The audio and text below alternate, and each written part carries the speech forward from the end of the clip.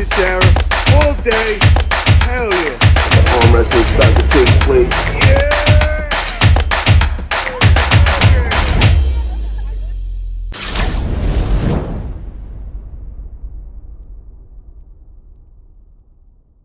I got to bring up. There's a lot of chatter in the community. It's been going on for the last year or so, and everybody wants to know what's up with you, Corey West, and Chance Shaw. Yeah. That seems to be the big question. Everybody wants to just see these matches go down. What's your whole thoughts on that? Those are my boys for sure. I mean, I definitely talk to Chance more than I do Corey, but every time I met Corey, everything's great. Chance is the first one that kind of brought up like not wanting a match with me and Corey. And the more I thought about it, I'm like, I'm not focused on them anyway. I'm 36. I'm trying to create a trajectory for myself. My goal, hands down, as long as I can remember now, is to be number one in the world, is to beat Levon. And that at this age, I'm not trying to spend a bunch of time dilly-dallying around or pulling people that are like, just all I care about is rankings. Just based off a list, I'm not super interested in pulling people below or next. I just want to climb. I don't have a lot of time. I'm 36. I need to climb. I need to start moving up towards Levon, right? So whenever I think about potential matches or who I'm looking at, that's what I think in terms of like I'm climbing. Now, right now I'm 19th, and those guys are both way ahead of me because a lot of the guys are on the East Coast. I don't see a lot of guys, but whatever. I'm 19th on that list.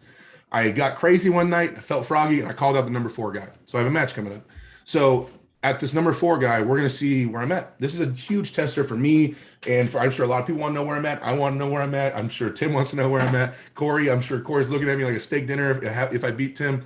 So like I understand that, but really all I just care about is going up. So if I've said a bunch of times, if I destroy, somehow it happens and I destroy Tim Bresnan, like just 3-0, looks like me versus Tom Nelson, right? That happens. That I'm messaging Dave Chafee within 2 weeks. Like he's ranked number 3, Tim's number 4, Dave's number 3, right? And so that's crazy. It's a crazy step. I can't even believe those words coming out of my mouth, but it's a logical step. If me and Tim have a close match, win or loss, if it's like back and forth, I win around, he wins around, it's pretty close. Then I look around there. I look around 4th, 5th, 6th, 7th, which Corey falls in there. Maybe a Mike Aiello, maybe a Wayne Withers, maybe a Chance Shaw, somewhere around there. If Jerry gets his ass back on the rankings, things like that, or people like Todd Hutchings, right? Then I guess I'm around. That would make sense. I'm around that level, right? If I get my ass kicked, right, then I'll look around 15th, 16th, or 14th, those guys, right? But either way, all I care about is moving on this list. First, this is the tester match. See where I'm at, and then we're gonna climb. We're gonna climb as fast as I can. For these life changes I'm making to try to get towards Levon, 36. I've got a lot of time with this stuff. So we're going to sum that up real quick. So if you get the loss with Tim, Corey, Chance Shaw is a possibility. If you get the win with Tim, they don't have a shot. You're going up higher than that. You're looking now Jerry Cataract, Dave Chafee, Devin Lorette, Levon. Depending on how it goes, yeah. If I crush it, yeah. If I have a close match with him and I win, then I'm still not going to go. I'm not, because I feel like Dave strength wise is a level above Tim, and I would need some time for that. I wouldn't rush that match. You know what I mean? But yeah, I want the match to make sense for Corey and for Chance. If I'm ranked 19th still, like what? How does that even help them pulling me? You know what I mean? It really doesn't help them on their quest unless they just want to do it for YouTube. But so. We'll see how it goes, because I've gotten a lot of messages about it.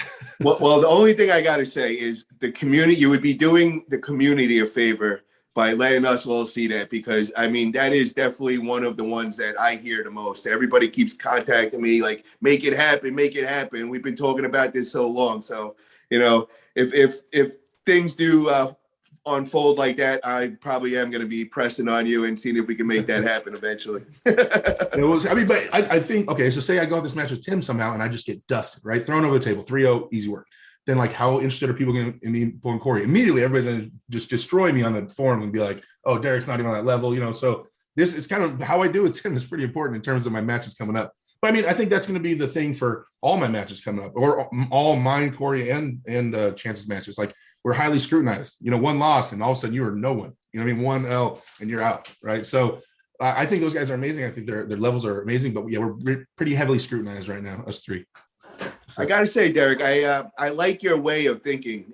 You come off as a very smart arm wrestler, somebody that's planning out their whole career and, really going from A to Z and making a plan. You don't hear that very often. I mean, the thing is, I've been around, right? Like 11 years. So it's people talk about me as an up and coming arm wrestler. And I know that right now my trajectory is starting to take off. But it's crazy because I've been here for so long. I've been here for like so many years, just getting my ass kicked and not doing much and trying to just bumble through this and learn how to train for me, how to train optimally, how to build the arm wrestling team, messaging Devin every 10 minutes for 9 years, just begging, asking all the questions I can. I've been just doing that forever. And it wasn't until some lifestyle things changed, like my work changed. So I'm working 3 days a week instead of 7 days a week. So I have all this time to sleep and rest and work out. And just a lot of things changed recently. And I got to fly over to Europe and I get to learn from the master Ian Terzi and other people. And really, a lot of things just start clicking and making sense into where to put my energies and where not to, and where to rest and how to rest and how to recover and things like that. So these last couple of years have been really good for me in terms of arm wrestling. But I mean, I love it. It's my whole life. So besides the little one over there. Derek, when was it that you started really getting known in the arm wrestling world? I know you said you've been in 10 years, but when was it, because I'm only 2 years in, and I feel like since I've been in it, you've been very well known. But when did it actually start that your name was just flying around everywhere and you were the talk everywhere? I don't know. I mean, within the community, I've made the rounds. I did nationals. I went to WAF twice. I've represented the United States twice. So within the hardcore community, I feel like I've been around for a long time. I even worked on ARM TV when it was around. Like I was one of the guys with me and Josh Hanlon, were the guys updating the names on the message on the website and stuff. And so I've been around in the deep community for a long time. As it's getting bigger and the new guys are coming in and YouTube and the arm bet and all that type of stuff, I've put myself in a position where, since I'm the admin on the Reddit, which is almost 8,000 people, I run the Discord, one of the Discord servers, and I have the YouTube channel. So I've been putting myself out there more. So generally when people are coming in, they're seeing me on their way in, somewhere along the lines, they see me in a video or in an interview somewhere and stuff. And so I guess the name is staying out there. But in terms of my accomplishments, man, like I'm way more well-known than I should be for the amount of accomplishments I do or do not have. That's for sure. I think it's just because I'm so cute. It was one of the two. I say something like that. Well, you're very savvy on social media, and that now I understand why. It comes from the whole gaming world before. You understand promoting yourself, and you're very good at it. Thank you. So that you said that you run the group in Reddit. Is that arm wrestling group in Reddit? Yeah, r/arm wrestling. So if you just look up arm wrestling on Reddit, then I'm the guy. I'm the guy on there. Yeah, I'm constantly posting on there. Now I know you're the guy behind everything. Cool. Yeah, I got a little team of moderators on there as well. Some guys that help me out on there in Discord. But it was just so random. Like the way the Reddit thing came about was so weird. A guy from my high school, I was into arm wrestling. I was trying to make some moves, and this guy who's kind of a nerd, he's my buddy, but he was like more into video games and stuff. And he was really on Reddit for everything. I told him about arm wrestling, how I'm getting into it. He goes, "Oh man, it's so amazing!" And he naturally has an arm that doesn't straighten out. Now he's a really skinny guy and stuff, but his arm just can't straighten out. And he's like missing his kneecaps and stuff. So he has some weird birth stuff going on. But he's like, so he got all excited when I told him about Michael Todd. So for like a month or a couple of weeks, he was like really into it, right? Well, in those weeks, he made the subreddit arm wrestling because he was just on that website anyway. So he created it. Then, I moved, we fell off, we hadn't talked in years, and like 5 or 6 years later, he hits me up and goes, "Hey, by the way, remember a long time ago, I was kind of into it for a little bit. I made this. Do you want it?" And I was like, "Oh, the Reddit thing?" I go, "Yeah, sure, I'll take it." And so he gave it to me, and there was, I forget, like 2,000 members or something, or a few more than that. And so we got on there, and I started updating it and keeping it current and stuff like that. And then everybody started coming on. So now we're just shy of 8,000, which it's one of the biggest groups there are. I mean, there's the arm wrestling discussion group on Facebook, but it's like the 3rd or 4th biggest arm wrestling group there is, or something like that. So it's good size. Well, thank you for everything you do on the social media, man. I really appreciate it. You're helping grow arm wrestling by doing that. So appreciate that a lot. Oh, yeah, no problem, man. Everything's about growing the sport. So if you're thinking like my drive for anything, like, same as Devin, right? It's just like the sport is bigger than us. It's about pushing that forward. And as it moves forward, everything moves forward. Like me as a competitor, like the more that Travis and Brandon Alcester make, the higher they get raised on the platform, then one day the higher I'll be raised on a platform, and the guys coming up right now will be on this platform. And hopefully there's money for them and there's sponsors. And as everything grows, what's good for the goose is good for the gander type of thing. You know what I mean? Like, and so people get so focused on, "Oh, Ryan Bowen, he's so annoying, I don't want him to succeed." Like, but if he does it, then we all can do it. And then it all starts moving forward. And as a group, we push forward. And so I don't know, I just see, I want us to be in the Olympics. I want us to be on a crazy platform. I want us to have our own TV channel. Like I want this to happen. And it can't be done by being, selfish and trying to like hoard everything, right? We have to understand that anybody growing is good. Anybody growing in the sport is good.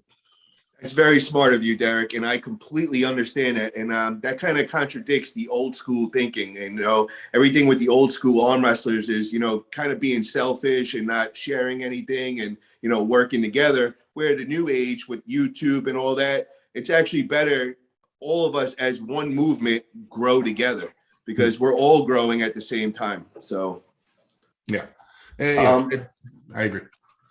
I also I just wanted to backtrack a little because I had this one question. I know I've seen a video of you pulling with Chad Shaw before, right. And you looked like you had the best of him. You were very dominating against him, but I wasn't sure if you ever gripped up with Corey West or not. Yeah. So practice Chance, crushed Chance. Now we were both beat up, but I beat up Chance that day. And then I pulled with Corey. I went out to right before Michael Todd, like a few weeks before Michael Todd had his match with Devin. I went out there to Michael Todd's house, and it was me, Michael Todd, Corey West, Blake Perry, and Wayne Withers. So it was a bunch of big boys. I went out to Mike's house, and we had a sick practice. First, Mike said he wanted to do this thing where we had a super match against all of us. So like first round was me, like just one ready to go. Then it was I think it was Blake, and then Blake Perry, and then Corey West was the fourth guy. So so Mike, it was a rough day for Mike because first round I took his wrist. So first round he was out there, and then the rest of the rounds, like I grounded for a little bit, and then I just felt my elbow starting to die, and I was like, okay, it's good. Like I'm not gonna pin him. I already know I'm not right now, but I got as far as I wanted. Cool. And then everybody else took Mike's wrist, and then he was just out there and just grinding. By the time he faced Corey smacked him. But then so we had a big practice after that, and me and Corey pulled. And for the rest of that day, right-handed Corey had me for sure. It was like I tried to roll out, and I could get his wrist flat, and he'd slowly reel it back in, and then he beat my top roll, and then I like to hook a lot right-handed, so we'd hook, and then in a hook he'd surge like once, twice, three times, and then he'd slowly get through me. So it wasn't like that, but he was working through me in a hook. It'd take a few surges, but yeah. Left-handed, I beat everybody there. No one could touch me. Wow. But Corey was just getting off his surgery, so I know he's a little bit beat up. But yeah, so right-handed Corey had the better of me that day, for sure, 100%. By the end of the practice, though, I did top roll him. I did bust that hand back and get some pins, but it wasn't until the end. So, but yeah, I told everybody after that practice, Corey was the man at that time. It wasn't an insane gap where I feel like it was insurmountable. I don't know why they took it off or what happened with that. So, but yeah, maybe he has it saved somewhere or something. I don't know. Now, when you got the gripper with Corey, I know you had your super match with Mike before that. Were you pretty fresh then, or no, you were pretty spent already? Anytime I pull with Michael Todd, there's nobody that kills me as bad as pulling with Michael Todd. Just one match with him is like, it's almost better just to get pinned by Mike, unless like just get it over with. Like, I mean, because like I'm in this weird spot with Mike where it's like the most damaging, right? Because I'm strong enough where I can kind of win center table or maybe take his hand. And then there's the second part of pinning him, which is like you have to be top 3 guys in the world to do it. And when you're there, it just murders everything. You know what I mean? Like, especially your inner elbow, and you're grinding and trying to work your way through it. So there's the same thing when I went out and pulled with him right before the John Brzenk practice. It's just like after I pull with Mike, it sucks. Now, that being said, it was just one match. And then I had some time. I probably had 15 minutes or so. So I don't know how much I gained back. But then, then Corey was beating up on me. So, but Corey just felt too strong in general. But who knows? Who knows? Maybe if I was a little fresher. Yeah. I also wanted to get your reactions on. Did you get to see the match? Obviously, you did. You told me you saw Travis versus Brandon. So then you got to see Lachlan Adair versus Toddzilla. Yeah. What were your thoughts on that? Leading into it, I predicted that Todd would be too much based off of the lack of information about Lachlan. I was like, it's hard to go against Toddzilla. I mean, it's his track record. You know what I mean? It's like insane. Granted, Lachlan looked amazing, and he still looks amazing. Still a super impressive arm wrestler. He went for the top of the list there, basically.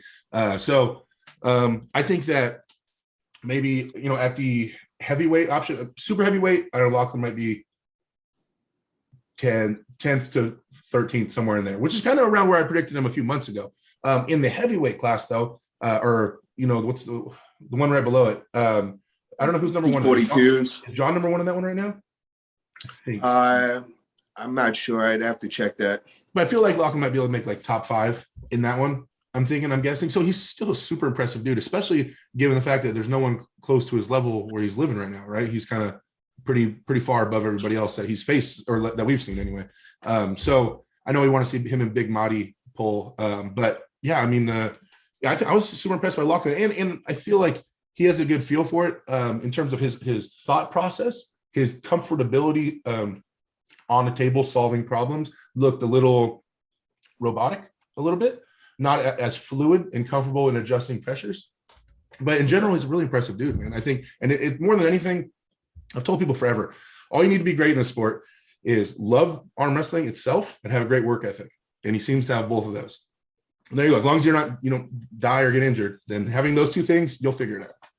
I definitely see him having a bright future. I got to know him, and I could see the drive in him. You could see he puts in the work. He's very smart. So definitely see a lot of big things coming for him.